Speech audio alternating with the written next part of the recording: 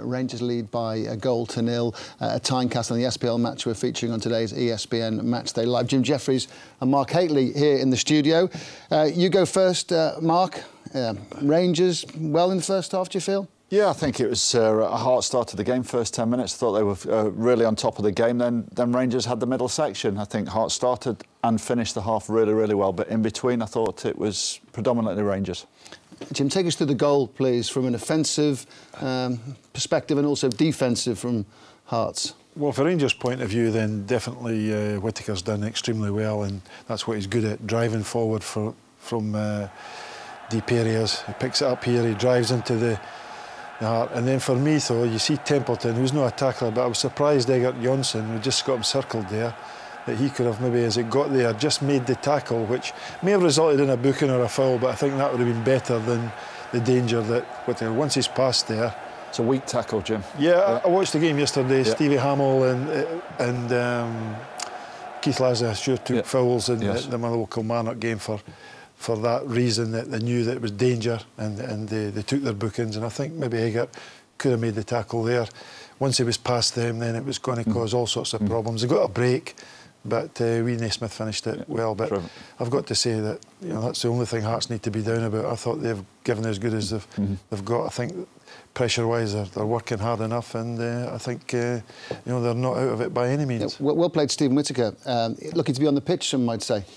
Yeah, but Stephen is like that. He makes clumsy challenges, but at the moment he's getting away with it. That's just a clumsy, reckless tackle in an area that's, a non-danger area. He doesn't need to make that tackle there, but we've seen Stephen get himself in trouble. That is a yellow card. It's Templeton's dropped his shoulder and danced around Whittaker. Whittaker's dived in. But it's one of those tackles, Jim, on the halfway line. If you're going to give your winger a dunt, that's where you give him one. That's where you do it. Yeah, I think that one's a bit of a... Well, as Ali McCoy said then, they're going to have to take a look at this now. They're going to have to talk to him at half-time.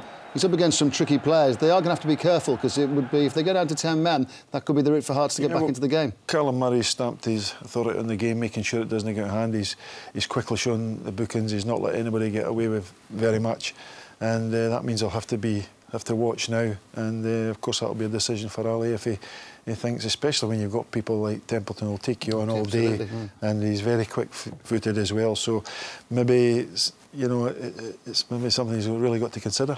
The second half is a few minutes away. The two managers hoping that they can cajole their team to victory. At half-time at Tynecastle, Rangers lead by a goal to nil.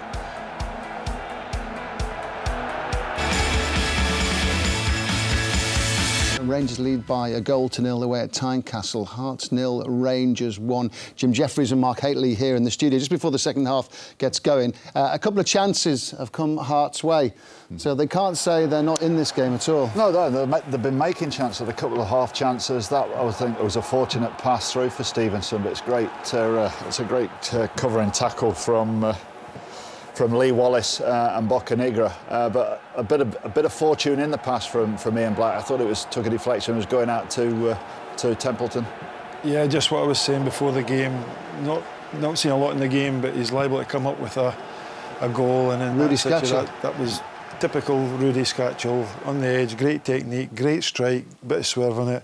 Goalies did well to push it away. So Rangers lead, but they're encouraging signs for Hearts. And if you're in that dressing room, and we know you'd love to be there, what would you be saying? Well, I would say that they're well in the game, and that they're competing very well. And Rangers just got to be careful that on the break now, if they push forward to try and get in the corner. Rangers are very good and can punish you, so they just need to stick in there and wait for their chance to come along. So what should Ali McCoy be saying to the Rangers players? I think he'll be same old. I think there's not too much to be disappointed about there. Just keeping the back tight, keeping it tight, fullbacks pushed in, letting go out wide, but basically keeping the shape, not having to push the game. And I think as long as the game goes on, I think you might see the introduction of Greg Wild in the wider areas of the park, which is an out ball and always a threat. But I would suggest that Alistair will be just saying, as was really, just keep hold of the ball. Try not to give the ball away cheaply as well. I think that's what Rangers did for long periods in the first half. Guys, you know what? The the fans are being kept waiting here because the Hearts players have been out on the pitch for quite a while. Here they come. Here come the Rangers players now, just making their opponents wait somewhat. Just standing in the tunnel, making sure they know exactly what they're going to do. It must be terribly frustrating if you're out on the pitch, want to get on in the second half. Here they come. Rangers coming out to see if they can add to the goal they scored in the first half through Stephen Naismith. Rangers lead by 1-0. Let's get back to Craig Burley and Derek Ray. Thank you, Ray. Welcome back to Old Reekie. Stephen Naismith with the goal of record.